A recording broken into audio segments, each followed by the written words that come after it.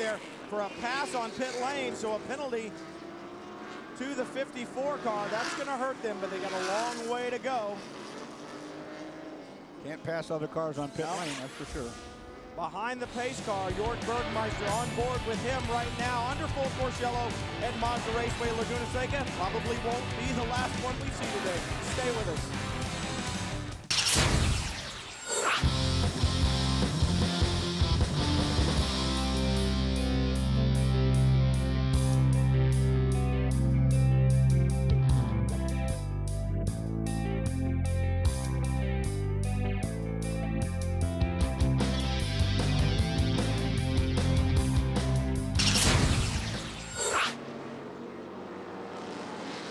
Watching the battle for fourth, Scott Pruitt has just gotten past Stefan Gregoire in the 09 car, but the 77 of Matteo Bobbi hanging right in there. And what a tremendous job Gregoire has done. We talked a lot last year about the Mike Shank team being the little team that could. I think this year it's the Doug Goad operation that is the little team that could. Calvin? Indeed, a great performance. Doug, Stefan's doing a tremendous job out there. How much further can you stretch the fuel? Well, we're going to try and stretch it as far as we can. We're getting to the point right now where we really need a yellow. We decided to stretch the first load of fuel to try and get past the halfway point. Don't think we're going to quite get there, but we need a yellow here the next 4 or 5 laps. We got a problem. The other thing to consider, guys, is these teams are running on the 50 compound Hoosier tire here. When you get that many miles on them, probably at the end of the stint here, that's why they're struggling against the guys who've already come into the pits and got fresh rubber. That's a good point. These tires definitely at the end of the cycle drop off in speed. All the guys with the new rubber. And here's a battle for the lead. The fastest car on the racetrack is Mimo Gidley, the second place number 19 car. He's been running lap times at 126 to Bergmeister's 128. So I don't think it's long. Gidley really coming on. Well, and there's another instance of fresher tires. Yes. You know that Bergmeister has been out there. He's light on fuel, but he's run a lot of the rubber off of those Hoosier tires. And Mimo Gidley coming strong after Bergmeister. Chris? Yeah, Brian, that's actually really surprising that Gidley is charging so hard on Bergmeister, because I just checked in with Steve Cameron, the team manager, and he's told Mimo just to settle down, don't worry about anything out there, just get some laps under your belt, don't go after Jörg, because they know that Jörg had to pit, but obviously maybe those Hoosiers are giving up a little bit, and Mimo's just got a little bit of a fresher car. Man, you settle down, I want the lead. You know? I was going to say, yeah, he's going to slow down. Come on, it's Mimo Gidley. The guy wants to race, he wants to win, he wants the lead, and he'll take it when he gets a chance. And look at him close under braking there. Yeah, that's the tires. Look here. He's got so much better mid-corner speed. Well, you saw it everywhere. You saw him close up in braking. You saw him get the power down off the corner. Now, the guy we haven't talked to is Butch Leitzinger's now in the number 4 car. He also is turning really, really quick lap times and is up to 3rd place. Yeah, just the last lap, he was a half a second faster than both of the cars in front of him. And look at this. Here's the battle. Oh, this is good. Oh, they contact. Battle for second goes side to side, and he's going to push him off the outside of the track. Here comes Leitzinger. Leitzinger gets by. I tell you what, these guys mean business. The guys with the new tire, big upper hand there. Bergmeister in the 66, he needs a yellow flag in the worst way. Well, and the car that has come up there and gotten in the middle of all that is the 67 car. That's the other Krone PRG machine with Nick Janssen behind the wheel now. He has taken over from Tracy Krone, and he is bringing the fight to these guys now. He's not fighting for the lead right now. He's a lap down, but he is certainly one of the fastest. He's going to take it over from his teammate. Takes Jörg Bergmeister to the outside, which is going to cost him 2 or 3 positions. The 4 is up to the lead. He just pipped his teammate and cost him the lead. Janssen goes through. He wants the lap back. He's got it back, but now... I think it was going to happen either way, Brian, but I'll tell you what, your teammate to run you hard like that. Calvin? Well, we see the Crawford taking the lead, and a lot of people are surprised that the Crawford would be competitive on what is regarded as a downforce track. We knew the Rileys would be strong here. They didn't have a great qualifying run, but since the last round at Fontana, they kept the cars out here. They did a test at Mesa, really working on trying to get more downforce into that Crawford chassis, particularly around the rear spoiler area and how the wing angle affects that. They've certainly done a good job. Contact. Action on track, boys. Took the 66. Bergmeister's going into the gravel trap. No. That's bad. Now he's going to be stuck. Sure. and he's going to lose a great deal of time. He got taken by the 19, unfortunately. Gidley, he gets out. Well, that's good news. You better be making a green flag pit stop, though, I would think. I think there's some damage to the back of that 66 car. I thought I saw some body work come off of it in the contact. Certainly a lot of dirt and debris on the tires right now, so he's not going to have good grip. Well, he didn't have much grip anyway. I mean, he's run his tires off completely. He's waiting for a yellow.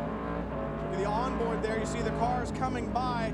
See if we can get a replay of what happened. He's over the curbing there as he comes out of the caution. Let's take a look. Watch the 19 try to get up underneath him, and he's got into the back of him hard. There's the body Good work. save by Jorg. Watch this onboard when we get on here with Jorg. Listen. You see him getting loosened up.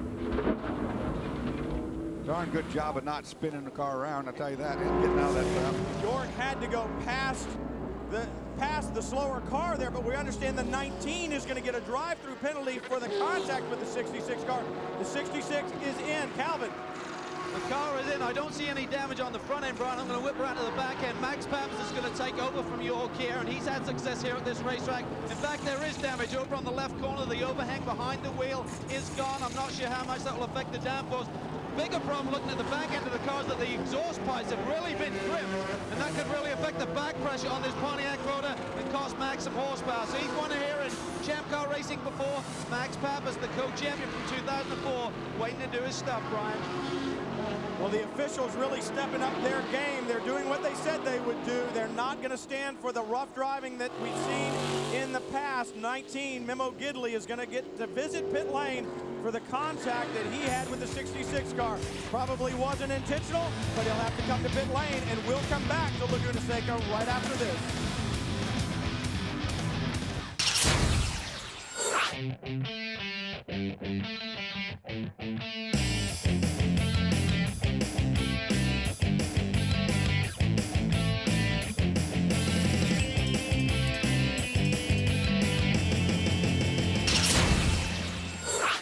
U.S. Sports Car Invitational from Mazda Raceway Laguna Seca. Look at the green countryside. Had a lot of rain out here. It is beautiful in California. There's a look at the number 19 car. Michael McDowell behind the wheel right now. This team doing an outstanding job battling early on. Memo Gidley had a great run in the car. Had some contact with Jorg Bergmeister. They had to do a drive-through penalty for that. But we've seen some possible problems with this car under the yellow. Chris, what have you got? Checking in with Steve Cameron down here. They initially thought there was no problem. Looked like possible. I don't know if you can hear Steve there. He's just trying to give me the most current information. Initially, they said they didn't see any temperature problems or alarms going off. Now they're thinking it might be a little gearbox. See, there might be some fluid on the floor of the car. We also wanted to try and talk to Memo Gidley, but he's down in his hauler right now changing, so hopefully we'll have a chance to talk with him in a few minutes. I find that strange that it could be something with the gearbox, but there's fluid in the cockpit of the car. The gearbox be on the other end. Yeah, way back to the other end.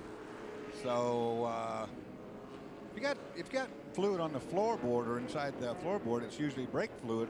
Master cylinders are up in there. Could be power steering fluid. That's up in there. It's Michael McDowell. Well, you've got the radiator in the front of the car, and the tubing comes back down through the chassis. So the 2 car is in. It looks like Andy Wallace is getting in. Calvin? Yeah, he's finally getting in today, and they've lost a lot of ground here. I think they're down in 20th position, Brian. So we've seen some miracles by this man before, but I don't think today is going to be his turn. They're going to bank on the number 4 car and try and get a Crawford into victory lane. Looks like a routine stop. The nose is a little bit damaged here. It's a little bit loose on the right side, but with downforce as it drives through the air, it's going to pin that thing down. It shouldn't be an issue. Yeah, the troubles of the 2 car have been well documented today. Andy Wallace, as you said, Calvin, we've seen some miraculous drives in the past, but they are now 2 laps down and around this racetrack. I don't see that happening, Dorsey. No, I don't think so. I mean, he'd have to have cautions in the right place and stay out and all kind of things. Andy can drive as good as anybody on the planet when it comes. He can put the pedal down, but you can't make up 2 laps. Well, we got luck in this race. Also understand that Oswaldo Negre is back in the 60 car. The lights are off on the pace car. We should be going back to green. The 19 car heading to pit lane as they come around to take the green. So McDowell will have to come in and have that car checked out. But Butch Leitzinger wants to check out when the green flag comes out. He's got the 77. Uh-oh, that's not going to work. That's not going to work. The 77 car with the big shot. They dropped the green. That's going to put a penalty on the 77. The 0-1 also was alongside of a car early. We'll have to see how they call it. You wonder, the 77 returned the position back, so you wonder if they'll give him the penalty or they'll let him. He's right in the spin. Somebody got into the back of one of the Porsches, lead Porsches. Now we got 4 cars off the outside of 2. 3 will continue. Would you consider that the Grand Crumblage? Not yet. That's not the big one. It's not the big one yet. But you saw that Golan righted the wrong that he did, I should say. He slid back and gave the position back. Maybe the penalty won't be assessed, but 0-1, Scott Pruitt behind the wheel is now taking the fight to Butch Leitzinger. That yellow flag really helped close the gap. It helped a lot of cars close up what they needed to close up, and now everybody's on equal turf again. Most cars full of fuel load and new tires and fresh drivers. Remember, Scott Pruitt was some 19 seconds back earlier on. That yellow flag has put him right there now, only a car length or so behind. Boy, he's really aggressive, really working Butch over, getting up into the corkscrew there. And if you've look at the inside. You know what? I think Pruitt's tires came in quicker than Butch's. Butch might not have been being as aggressive on the heat cycle, trying to heat those tires up. Because right now, Butch's car has not the grip that the 0-1 of Scott Pruitt has. Yeah, Pruitt able to drive that car down into the apex of turn 9. Looked like he could be much more aggressive with it than... Oh, and a shake-up back at the back there. Understand that the 77 car just got a warning for that. Okay, that's why he got a warning, and he rectified the problem, and that's why he doesn't get the penalty. But I believe you were right, Dorsey. It looks like things have settled down a little bit, but Pruitt definitely looked like he had a better car underneath him on that restart. Yeah, I think his tires came in. He had more heat in them or less debris on them than maybe Butch did. Now Butch's car looks like it's up to song. Well, now we're going to see what they can do. They've got at least probably 4 or 5 laps of clear sailing in front of them, we would think, before they catch the tail into the field again. And we'll see if Leitzinger can pull away from Pruitt. But right now, they can drive these cars as hard as they need to. No traffic in front, and maybe Leitzinger wishes there was a little traffic. Well, why they have such a big lead is because behind them, there's a furious battle been going on. I mean, these guys have been bumping and rubbing each other around pretty good. And so it's allowed the 2 cars up here to escape with about a 10-car length lead back to 3rd place. Yeah, big gap back. The last time at the line, it was 4 seconds back from Pruitt to the 3rd place car, and it looks like that gap has gotten even bigger. Yeah, I saw a long shot out of the distance I saw some cars bumping each other and turning each other sideways at this corner right here coming on the front straightaway. One of the fastest cars on the racetrack right now is Oswaldo Negre, who's back in the 60 car, but he's going to have to get a long way to go before he can catch up with these guys. And look at the lead that Leitzinger is able to pull out on that second lap, I should say. And then it closes right back up in the braking zone. Yeah, take a look. Look at the restart here. Now watch the gold car, the 2nd place car, jump to start. Now, if I was in the lead car, I would have done the same thing. I'd have just put my brakes on and make him get that penalty. Yeah, that made it pretty darn obvious. Leitzinger refused to go, and it just made it obvious. Contact between the 0-1 and the 77 right there. And those guys are battling behind these cars, which really let these 2 get away. Look behind here, coming up the hill. This is your 3rd, 4th, 5th, and 6th place, and these guys have been roughing each other up. That's Mike Borkowski, who we talked to. That's Max Angelelli in the 10. And that's the 02 car at the front of the order right there, but they are a lap down. Court Wagner in that car right now. Borkowski sits in 3rd in the 6 car. Wayne Taylor behind him. Side by side, there's the battle for the lead.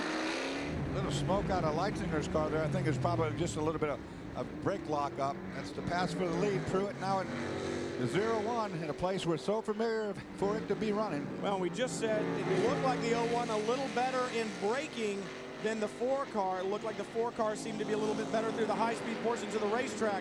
But the passing zones here are all about hard braking, and that's where Pruitt was able to make his move up into the corkscrew. Scott Pruitt, a lot of laps around here and a lot of different cars. Did a lot of champ car races here. He's done a lot of all kind of races here. Here's the battle for 3rd, and it's been taken over by Angelelli.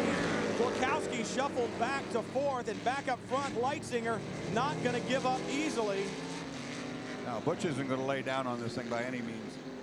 You know, maybe his car, and we've seen this before, maybe his car takes longer to come into its own. It might get faster as it goes along. Calvin? Well, Max Angelelli certainly having a great run here this afternoon, and he's fired up, but the team are just talking to him on the radio, just trying to calm him down. They haven't finished outside the first two all season long, so they're going to try and stretch that record a little bit further. Angelelli doing a tremendous job in spite of the problems that they had early on, the contact, the drive-through penalty.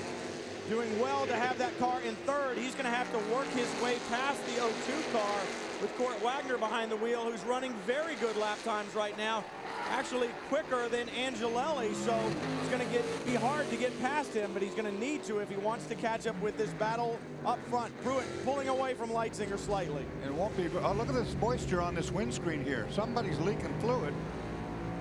Look Hard at it. to tell whether it's the 02 or the GT car they just came past. We'll find out. Fluid's still there. Angelelli works in third place. He wants to get past the 02 and take the battle to Butch Leitzinger. We'll see if he can improve his position when we come back to Laguna Seca.